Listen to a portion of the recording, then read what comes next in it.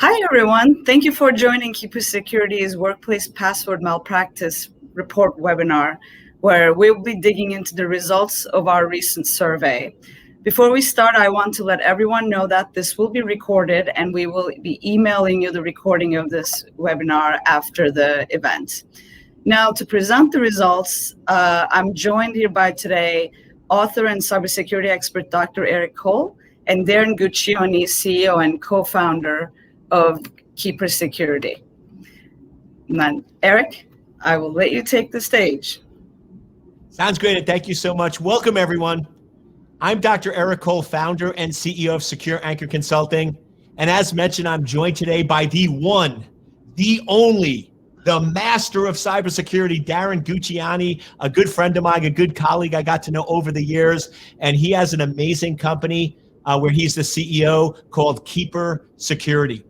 And recently, Keeper surveyed 1,000 workers across the United States about their work-related password habits and released a report on their findings.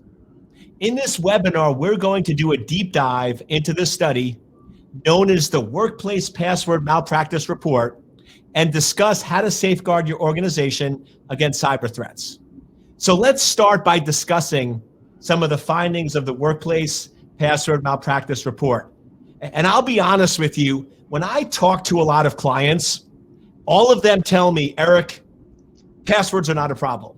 Passwords are not an issue. We got passwords under control. But when I read this report, I'm sort of like pinching myself going, are we back in 1995 or is this really published in 2021? Because when organizations were really honest and upfront, it's actually scary how big a problem passwords are still today. And just for example, over half of the respondents said they write down their work-related passwords on sticky notes. Sticky notes? Like really in 2021? It's awesome, right? And even a larger percent say they write them in a notebook or a journal. So Darren, can you explain to our audience why these are so risky methods of storing passwords, and why is this still happening today when there's all these solutions out there? Well, what we realized from the study is that, old habits and bad habits die hard. And, when you look at the respondents, it was interesting, there was a few slides back, there was a histogram showing the distribution, and Naz will go to it right now. Just one more back, Naz, there you go. This histogram is important. It shows the distribution of the 1,000 respondents, and you can see it covered everything from a SOHO, a small office, home office, to a small to medium-sized business, both the mid-market and enterprise segments. And you can see in terms of 500 to 1,000 on up, those represent really the mid-market and enterprise segment. You can see as the density increases, the company size increases, you have more of a risk, and there's unfortunately more people than these organizations realize using really weak password security or practices across the board. And this is really metastasized and proliferated as a result of distributed remote work, right? Because now people are working from home or remote facilities, and the domain and control over the devices or the data that's being stored on the devices, or not at all, which is by virtue of a sticky note in this case, and we'll cover some other media as well, is a pervasive and global problem. But we ran this study in the United States, and I think it provides a great footprint to what's been happening. And unfortunately, there hasn't been much of a change yet on a mass scale. The next slide, which we'll go to, is also interesting because when you look at the data in terms of its distribution by industry, if you look at the top 4 lines of this histogram, healthcare and social assistance, information sec and data, education, finance and insurance, these actually are the top 4 industry categories that are breached the most. So what was interesting is that the frequency in terms of data breaches, in terms of the awards that cyber criminals receive, through the different threat vectors that they propagate and utilize, what's interesting here is that the bad habits parallel this. So you have a direct corollary here and correlation in terms of what's actually happening, and it's a direct result based on the data and the responses of the bad habits around password hygiene and password security. So we can advance the slides, Naz. Yep, one more. Okay, next. Okay, if you talk about sticky notes, what we realized was that 57% of the respondents, wrote work-related passwords on sticky notes. 67% actually lost them, and 55% saved the work-related passwords on their phone. And more often than not, we all know that these are dramatically insecure forms of storage. And we always talk about in cybersecurity the essential importance of end-to-end encryption, right, from the beginning through the transport layer and to its destination, literally across the board. So this is the antithesis of that. This is the absolute worst case scenario, and more than 50% of the time it's being utilized. We can go to the next slide. And this is the next finding, that employees are reusing weak, easily guessed passwords. Cyber criminals love this as well, because they dictionary stolen login credentials from public data breaches, noting that the dark web contains over 20 billion stolen username and login, i.e. password key pairs, and they're using these to propagate these attacks. So when you look at the data based on the respondent information, 34% use their significant other's name or birthday in work-related passwords. 37% use the employer's name. 44% reused passwords across both personal and work-related accounts. And then we saw that 53% were actually commingling, right? Using personal accounts on their work devices and commingling login credentials across, personal and business use, which is very dangerous. Next slide. The third finding was that organizations were failing to create, manage, and maintain robust internal controls regarding password security. So we'll go to the next slide, please. Okay, 46% shared passwords for accounts that belong to multiple users. So again, password reuse. 34% shared work-related passwords with colleagues on their team. More often than not, when you're sharing passwords outside of an enterprise password management solution or platform, it's going to be insecure, and it's going to greatly elevate your risk of a data breach. Next, 32% accessed an online account belonging to a previous employer. So what we've seen is that as companies have migrated to distributed remote work, when an employee leaves an organization, there needs to be a ubiquitous, and comprehensive lockout from all systems, all databases, all applications. And 32% of the time, we based on the respondent data, these employees had access to their prior employees' assets. This is a problem. Next. Most common threat vectors, so we'll talk about that. Darren, you're throwing a lot at us. Let me jump back in and let's start to dissect down some of this information, because there's so much good information in here. The first one is the slide where we talked about that the industries that are getting breached the most are also the ones with the weakest password. And I don't know if you hear, but I hear all the time where everyone's talking about these advanced adversaries and that they're only using advanced tactics to break in the systems. But isn't it true that an advanced adversary is going to use the simplest, easiest method to break in? And if it's a weak or shared password, that's going to be that vector? Yeah, I mean, traditionally here's the problem. Organizations, it doesn't matter how large or small you are or what industry you're in. The bottom line is that the problem is exactly the same across every single entity type, right?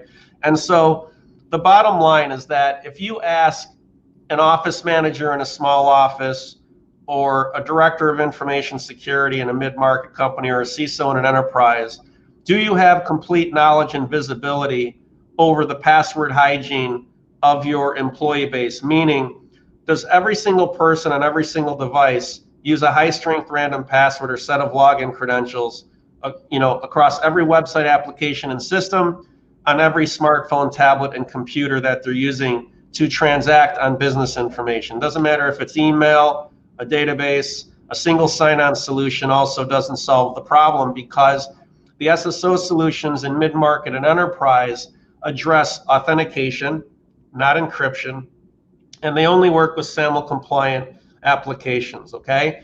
What happens is in an enterprise or mid-market organization, you have a plethora, hundreds, if not thousands, of applications across various departments of an organization, especially if it's a multinational, that requires full end-to-end encryption, zero trust, and zero knowledge security architecture, not just on the SAML or cloud-based applications, but on everything. The native applications, the metadata, the databases, and all the other applications that don't necessarily fit within the construct of an SSO solution, right? And cyber criminals know this, because in a breach, it only takes one attack vector on one device to wreak damage. And this is the most important thing to note, is that there is no silver bullet in cybersecurity, right? So if you're running an identity application or a single sign-on solution or a PAM solution or an endpoint security solution, that's totally awesome. But if you don't run an enterprise password management platform, what's happening is that you're going to avail yourself of 80% of the threat, because 80% of the time, right, weak password security by virtue of the dark web engine, right, the dictionary attacks by cyber criminals, and their amazing financial backing, the state sponsorship that they have, they're going to attack that first, because that's the lowest hanging fruit, right? 80% of all cyber breaches are due to weak password security. So when I say it's not a silver bullet in terms of cybersecurity, it's not. It requires a comprehensive solution, right? That has EPM, endpoint, PAM, single sign-on, or an IDP solution, secrets management, the whole 9 yards. It's like spokes on a bicycle wheel, right? So what we tend to focus on here today, by virtue of the study, is why these breaches are occurring. And these bad habits that the respondents sent back in terms of the data, it was alarming, because you think over the course of time, right, with everything that's happening, you hope that some of these bad habits start to change. But this is really dependent on the organization adopting these solutions, because people learn quickly, right? The mind is a very powerful thing. And if you teach someone a new and better way to do something, whether it's passwords or anything else with respect to cybersecurity training, it could be phishing training, and we're going to get more into that. People learn really quick. And if you make it easier for them to do it, the adoption will be amazing. And then this problem becomes, substantially mitigated. So I know that's a long answer, but that's the answer. And I love that. And awareness is key. And that's what I love about this report. Is one of the phrases I always use is let data drive decisions, not emotions. That's and right. This report gives us real, accurate data that you cannot argue or debate with. And to me, the report really highlights 3 key rules of passwords that I want to briefly look at. So the first key rule is make sure that you have a hard to guess password. And what I found amazing was nearly 1/3 of the respondents used their child's name or birthday in their work passwords. Over 1/3 use significant others' names or birthdays, and almost 40% use their employer's name. And of course, with social media, where that information is readily available, can you comment a little on why that is such a risky and bad practice? Well, it's not just risky and bad. It's, unless you have the brain the size of an elephant, it's impossible to do, right? It's like, it's like asking me, if you've got, 700 different records in a vault, right, where you transact with throughout the course of a business, you've got all types of banking applications. You've got MarTech, you've got FinTech, you have sales tech, you've got HR software, you've got customer support software, design software, social media. It's endless. Every single one of those accounts has to have a unique high-strength random password. It is impossible, okay, for the human brain to remember each of those 700 high-strength random passwords. And then, of course, over the course of, a month, continually rotate the ones that represent the most critical systems of the business. Those should always be rotated, right? So the idea behind the technology is this whole concept of, you hear passwordless all the time, right?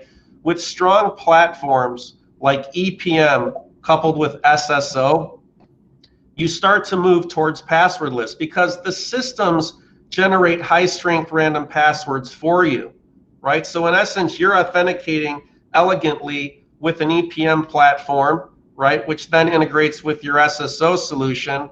And now you don't have to worry about creating or remembering all of these high-strength login credentials. Then on the back end, the system is set up so that it rotates, right? Based on your schedule and your internal control policies, it rotates and generates high-strength login credentials for all of the critical systems in the background.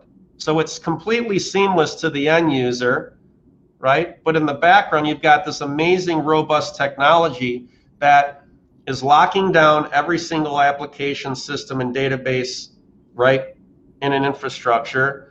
Number two, providing the CISO or an office manager for a small office the visibility into the password security of the organization, the visibility into the dark web. So if login credentials have been stolen from public data breaches and they're placed on the dark web, as a small business, medium, larger enterprise, you want instant visibility to know if one of your login credentials from one of your service providers is on that dark web. And if so, you want to get immediately alerted so that you can rotate those credentials instantly, right? And so these are the danger points, is that any bad habits that an employee has personally, they're going to bring that into the organization, right? And this is what we're talking about. It's not out of malice at all.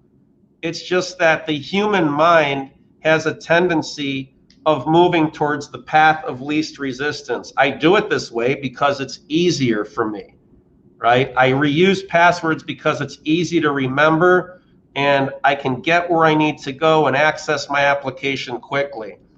The alternative to that is danger, right? And a breach, right? The result of it, not the alternative, but the result is that this can create a catastrophic problem for your employer. So. And that leads us right into the second. So our first big rule of passwords is don't use easy to guess passwords. And our second rule is don't share passwords.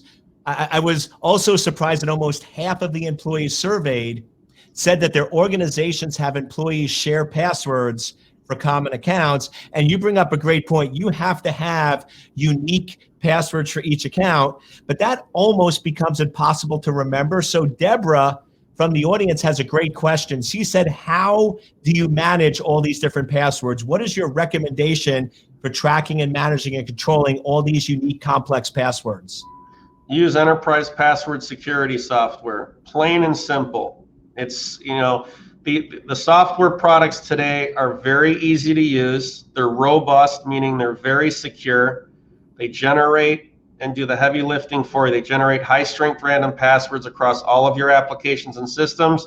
The great products can store files, notes, lists, right? Think of it like a ubiquitous, safe deposit box, right? That you need to keep everything that's completely sacred and private in this vault, syncs with all of your applications and devices, and authenticates you quickly, whether it's via the browser, your mobile device, on a tablet, a desktop, doesn't matter. Should work across every single operating system or browser.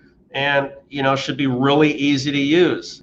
And the key here is that it doesn't cost a lot based on the alternative to get protected and actually make your life easier, right? These products are much more elegant and easier to use than ever before, and they're hyper strong in terms of preventing you against a password related data breach.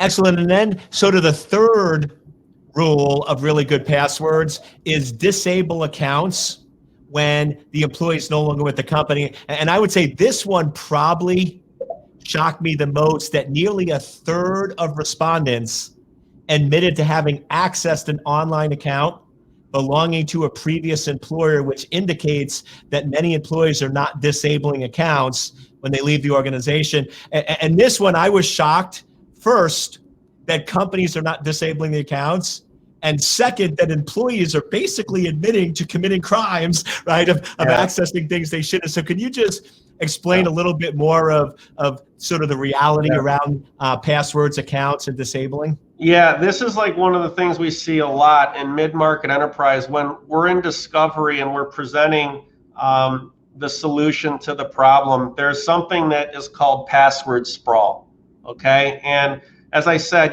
single sign-on is designed to authenticate with cloud-based applications, but unfortunately, there's a whole set of applications that don't fit within a SAML framework, right? Or an open, Connect ID application, or even, an Azure framework. There's all kinds of team members and subcontractors that need to gain access to systems that may not be provisioned in some type of identity application.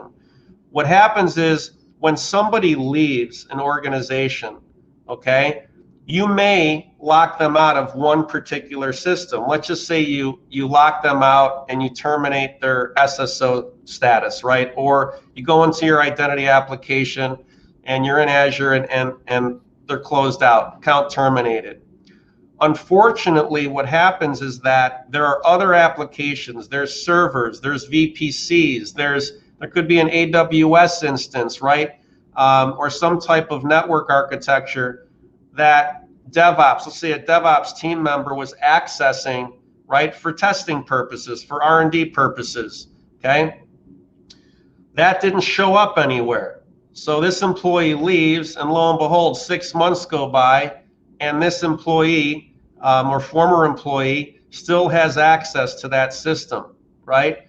The way to lock all this down is to use an enterprise password security platform, because the enterprise password security platform manages and hosts all of those login credentials and systems, okay? And so when an employee leaves an organization and you go into your EPM, it's tied in with your SSO, it's tied in with your identity application, and it's tied in with all of the outlier systems and applications, right? Because everything's there. So when that user's locked out, they're locked out of everything because the EPM provides a comprehensive set of login credentials and controls over the entire organization's architecture. And this is really extremely important to understand, right? And as I said, remember, there's no silver bullet in cybersecurity. If you're a larger organization that uses an identity platform like Azure or Okta or Centrify or Ping or any of these, there's a few hundred, right? The key to know is it's awesome. SSOs are awesome for what they do. Privileged access management is awesome. Endpoint security is awesome. You need all of those things, right? But if you don't cover the EPM side of the equation, you're in real serious trouble, because you can see here that there's post-it notes 46% of the time. And this is the issue. So excellent. So we talked about sort of some of the problems the report shows with easy to guess passwords, passwords not being disabled correctly, and passwords being shared across the enterprise. And in enterprise, password management is the solution. But one of the questions we're getting from the audience is, What if that gets compromised? Isn't that putting all your eggs in this one basket? And now if something happens or it fails, doesn't that leave you with a bigger exposure? The answer is yes. That's why you have to use the right type of EPM. So the right type of EPM should always have a zero trust framework, okay? A zero knowledge security architecture, two-factor authentication schemes, right? So it should integrate with any type of two-factor authentication library like Duo Security or RSA Secure ID. There's a litany of them.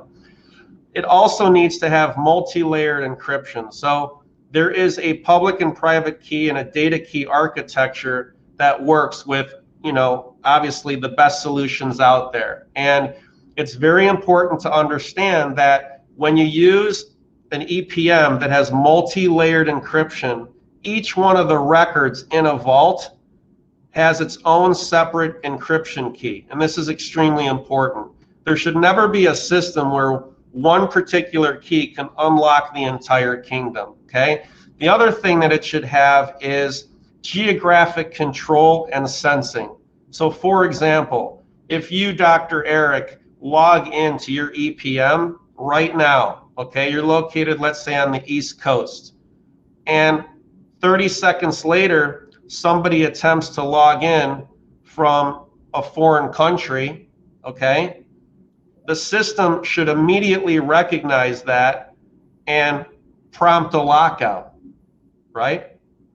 So at the end of the day, there's all types of controls and safeguards to make sure that it's basically robust in a way to safeguard against one individual either impersonating another user in a corporate network, okay, or having the keys to the entire kingdom. And we can spend like hours on this layered architecture, but the bottom line is that this has never happened, for example, in our company's history because of how the product's architected and what it does. It's really important to make sure that you're using an extremely robust and highly certified product. I'm talking about SOC 2 Type 1 and 2 certification, ISO 27001, right? Certain federal certifications if you're in the public sector and you're evaluating solutions as well. So extremely important. So it sounds like if you want to have discounts when you're buying food or other things, it's okay. But in my life, I've learned there's three things you never want to go cheap on, and that's password managers, parachutes, and divorce attorneys. So I think we want to make sure you always get what you pay for there. So moving on to the next thing in the report that I found so fascinating, which was threat vectors. So let's sort of talk about the types of attacks that we're seeing out there. And you hear different reports that, we're seeing these attacks on a weekly basis with many of my clients. It's almost daily. I'm getting phone calls about new breaches and new compromises. So Darren, I just love to find out about what types of attacks you're seeing impact companies the most. Okay, we can go to the next slide. Okay, so ransomware, let's start there. So, total damages from ransomware will, exceed $6 trillion this year. This is, by far one of the most popular. Why? Because it has to do with the password security attack, right? It's a result of the culmination of some of the findings that we collected during our survey, and also what we continue to evangelize and talk about in terms of educating the public and private sector. The successful attacks in the education sector, just for an example, increased almost 400%. So again, it's all about lowest hanging fruit first. And this is, these are easy pickings for cybersecurity criminals. The cyber criminals out there know that more likely than not, ransoms are going to be paid for certain particular sectors. And those are the ones that they attack because their internal controls are weak, their systems are typically antiquated, they're not using EPM platforms, and so they go after these in droves. Okay, next. Phishing is the next. So phishing very simply as a way to gain login credentials for applications. And this is very popular. It's I always call it the Cyber Criminal 101 course. On day number one, somebody who wanted to become a cyber criminal, if you went to a school, they would teach you how to phish, because it's one of the lowest technology attack vectors out there, but unfortunately one of the most successful. So 74% of organizations in the US have experienced a successful phishing attack. This is 30% higher than the global average and 14% over last year. This really requires extensive and ongoing employee training. When I say extensive, I'll use the word repeated, consistent, ongoing training. Okay, this is extremely important because more often than not, when we receive an email or a text message, it may look and feel like a site that we normally transact with. For example, a banking site, right? And the way that the brain works in this sense is like it tends to focus on colors and pinstripes, right, over content. So you get an email, it's asking you to confirm your login credentials for security purposes to verify your account. You click it, it looks great. It looks like a bank website that you transact with regularly. And lo and behold, you don't realize that the URL up at the top in the browser is malicious, has nothing to do with the bank that you're transacting at. You don't realize it. You log in and you've just given your login credentials on the back end to cyber criminals.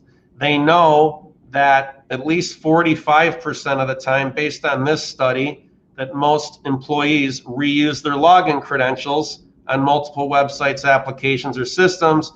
They know that. They then take those login credentials and they go on the attack.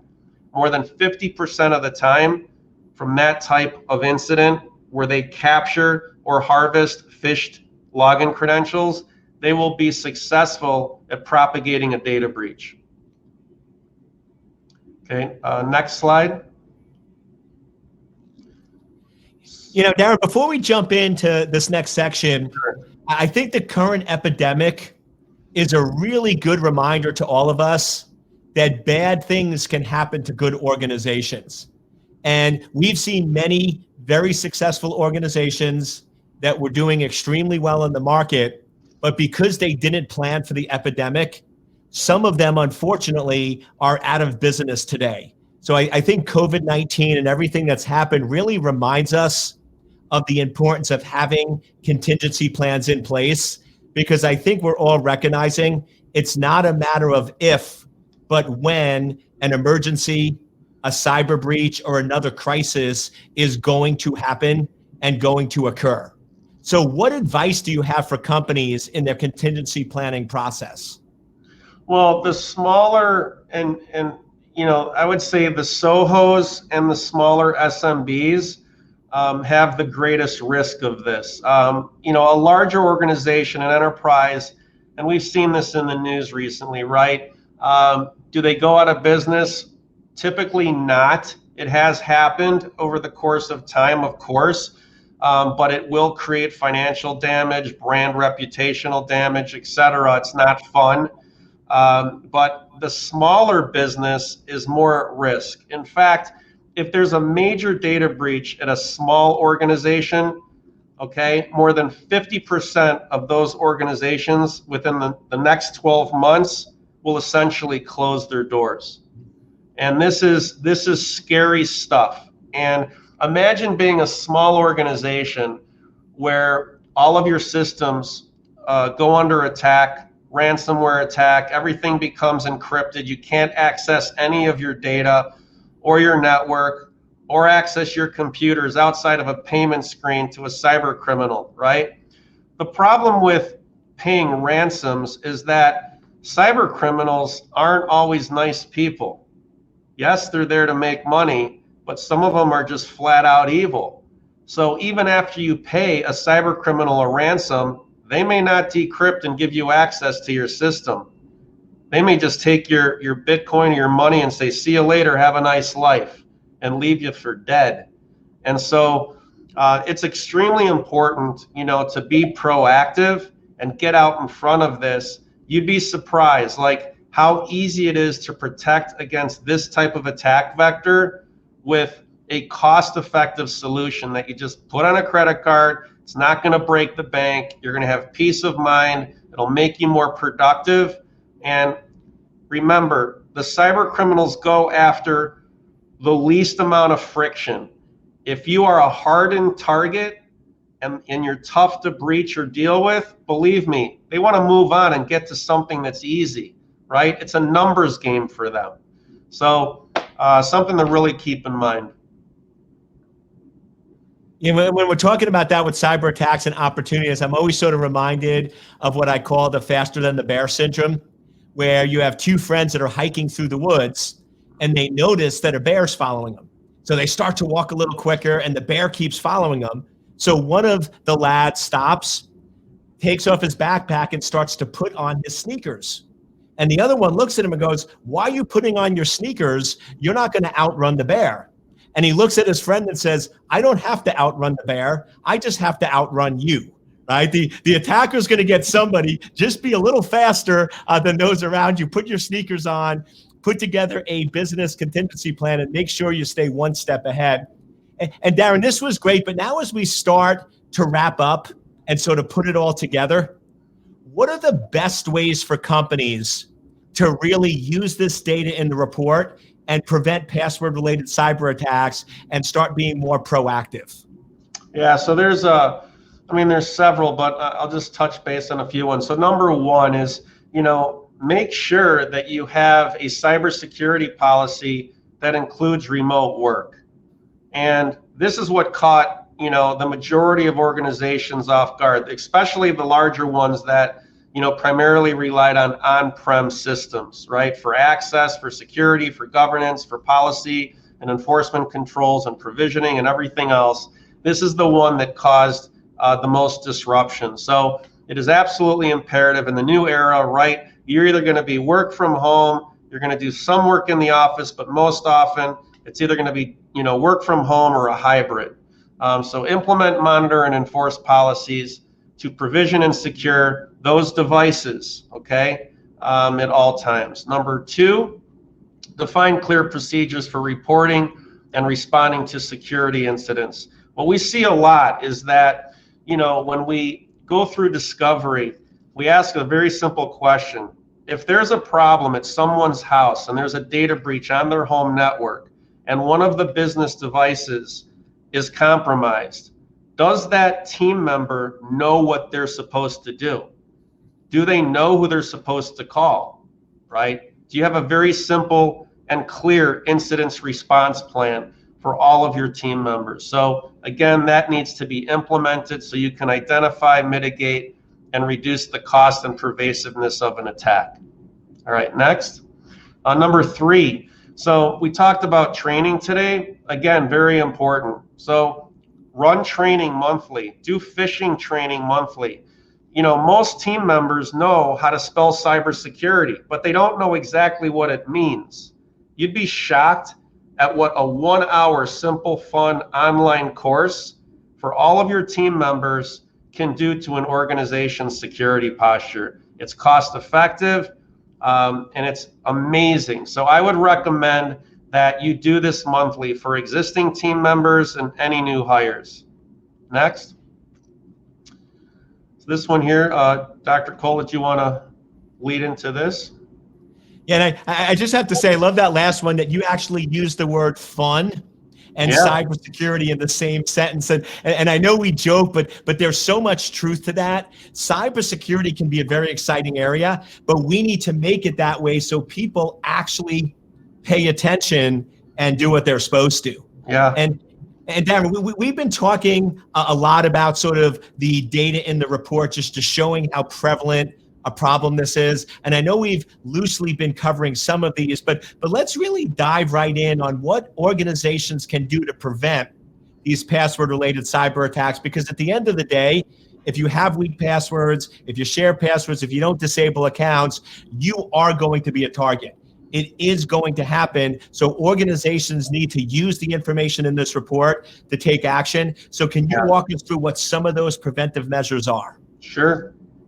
Okay, so number one, we explain that 80% of the time when there's a data breach, it's a result of weak password security.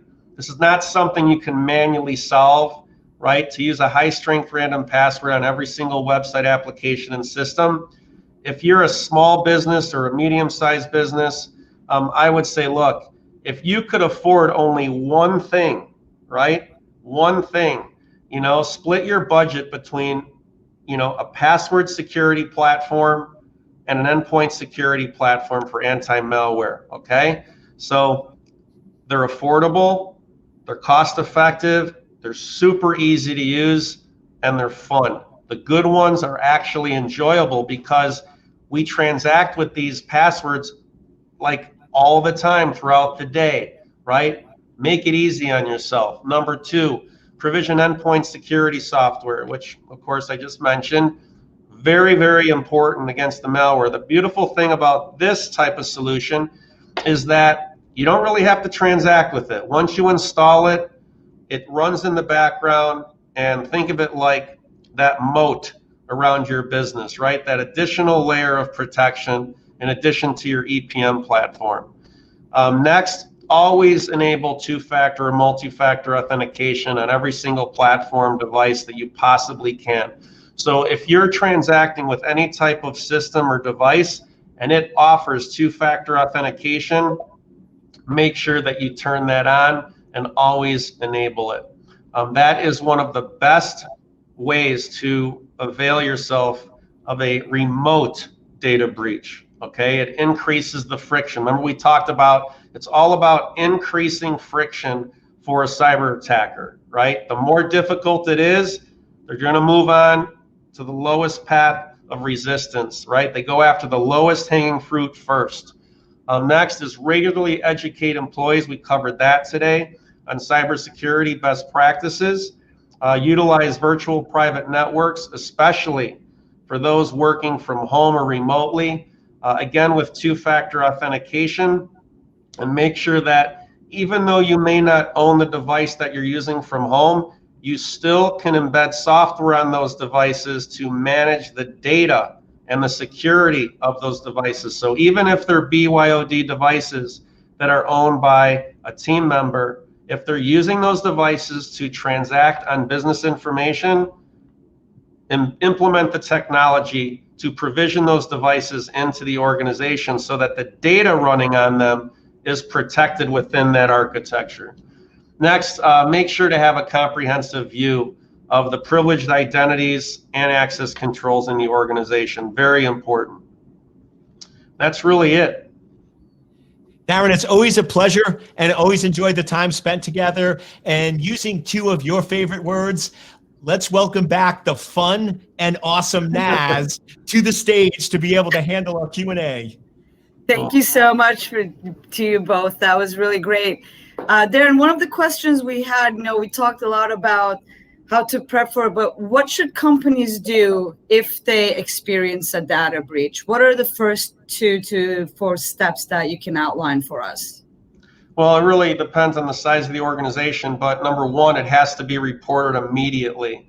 So in a large organization, it has to be reported to, the IT department as well as to HR, so they can take immediate measures to, start working on the incident response for that. That's really the most important thing. Great. And thank you so much. And thank you everyone for attending. We will be sharing the report with everyone tomorrow as a follow-up email along with the recording. But you can also visit a link that's now going to pop up on the screen to immediately download the report and more related content. Okay. Thank you for attending, and we'll be in touch with you. Thank you so much. Thank you, everyone. Thank you, Dr. Cole, Naz, and thank you, everyone, for attending.